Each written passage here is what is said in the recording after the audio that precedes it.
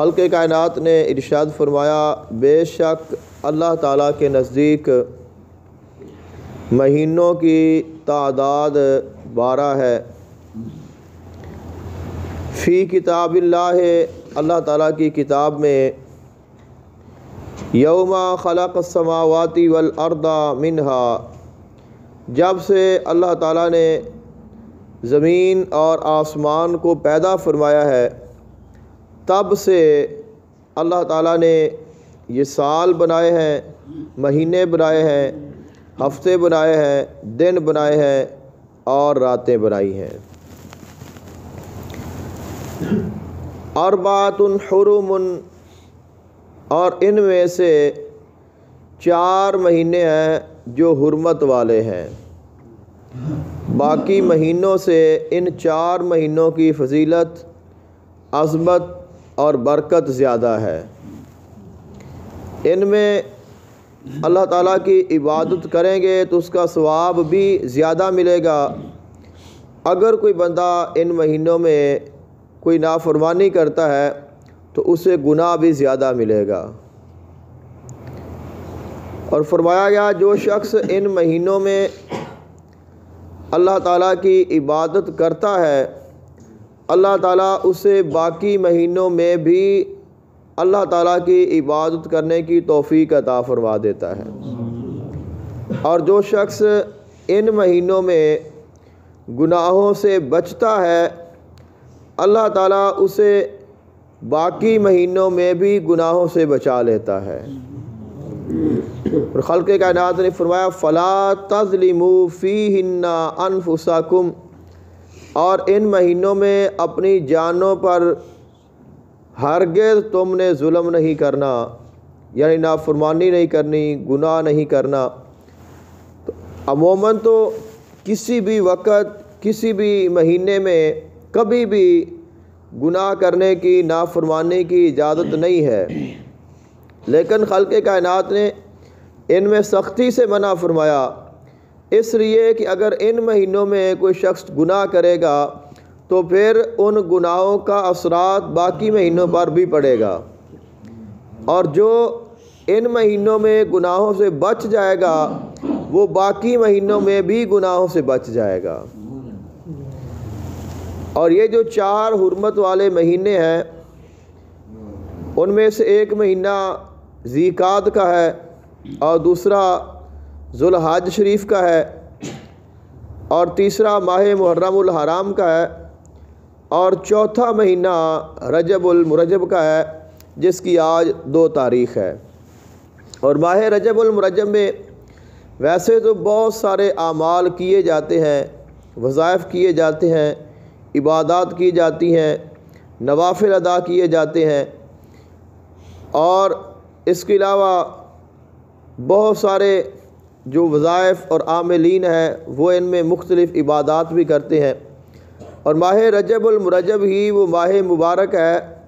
جس میں حضور آقا دو عالم صلی اللہ علیہ وآلہ وسلم کو اللہ تعالیٰ نے معجزہ معراج عطا فرمایا۔ تو اسی مہینے کی 27ویں کو اللہ تعالیٰ نے اپنے محبوب علیہ السلام کو معراج کروایا ہے۔ تو اس نسبت کے ساتھ بھی اس مہینے کی جو فضیلت ہے اور جو عظمت و شان ہے وہ بڑھ جاتی ہے۔ اور اس مہینے میں جو روزے رکھنا ہے وہ بالکل جائز ہے، اچھا عمل ہے۔ آقا دو جہان صلی اللہ علیہ وآلہ وسلم بھی ماہ رجب المرجب میں روزے رکھتے تھے۔ صحیح مسلم شریف کی حدیث مبارکہ ہے، صحابہ کرام علیہم رضوان فرماتے ہیں آقا علیہ السلام ماہ رجب المرجب میں روزے رکھتے تھے یہاں تک کہ ہمیں لگتا آپ علیہ السلام اب کوئی ناغہ بھی نہیں کریں گے، مسلسل روزے رکھتے۔ اور کبھی آقا علیہ السلام ماہ رجب المرجب میں کوئی روزہ نہیں رکھتے تھے اور ہمیں یہ لگتا تھا کہ آپ اس مہینے میں کوئی بھی روزہ نہیں رکھیں گے، یعنی کہ روزے آپ کبھی رکھ بھی لیتے تھے اور کبھی آپ نہیں بھی رکھتے تھے، چونکہ یہ نفلی ہے تو اگر آپ رکھیں گے تو آپ کو ثواب بھی ملے گا، اس کی فضیلت بھی ملے گی، اور روزہ رکھنا بھی آقا علیہ السلام کی سنت ہے۔ اور اگر کوئی نہیں رکھتا ہے تو وہ معیوب نہیں ہے اور اس پر کوئی حرج نہیں ہے کہ اس نے روزہ کیوں نہیں رکھا۔ ایسے ہی ایک صحابی رسول آقا علیہ السلام کی بارگاہ میں حاضر ہوئے، عرض کی یا رسول اللہ صلی اللہ علیہ وسلم مجھے روزے رکھنے کی اجازت عطا فرمائیں ماہ رمضان المبارک کے مہینے کے علاوہ۔ آپ علیہ السلام نے فرمایا تم ہر مہینے ایک روزہ رکھ لیا کرو۔ عرض کی حضور مجھے اور اجازت دیں، فرمایا 2 رکھ لیا کرو۔ پھر عرض کی حضور مجھے اور اجازت دیں، آپ علیہ السلام نے فرمایا تم ہر مہینے 3 روزے رکھ لیا کرو۔ تو اس نے عرض کی حضور مجھے اور اجازت عطا کریں، تو آپ علیہ السلام نے فرمایا تم حرمت والے مہینوں میں روزے رکھ لیا کرو، اور فرمایا ہر مہینے تم 3 روزے رکھ لیا کرو۔ اس نے کہا حضور مجھے اور اجازت عطا فرمائیں، تو آپ نے فرمایا کہ تمہارے لیے اتنا کافی ہے۔ تو زیادہ بہت سارے صحابہ کرام کے ایسے واقعات ہیں روزے رکھنے کے متعلق، لیکن چونکہ ہمارا یہ موضوع نہیں ہے تو ماہ رجب المرجب میں مخصوص عبادات بھی ہیں، لیکن ان کا کوئی قرآن و حدیث سے جو صحیح ثبوت ہے وہ موجود نہیں ہے۔ تو اگر ہم اس نسبت سے ہی کہ یہ حرمت والا مہینہ ہے اور اللہ تعالیٰ نے اس کی حرمت کو قرآن پاک میں بیان فرمایا ہے، آقا علیہ السلام نے اس کی فضیلت کو بیان فرمایا ہے، آقا علیہ السلام کو معجزہ معراج اسی مہینے میں عطا کیا گیا ہے، تو اس لحاظ سے اگر ہم عبادت کریں گے تو اس کا ثواب بھی زیادہ ہوگا، اس کی برکت بھی زیادہ ہوگی، اور اللہ تعالیٰ اس کی برکت سے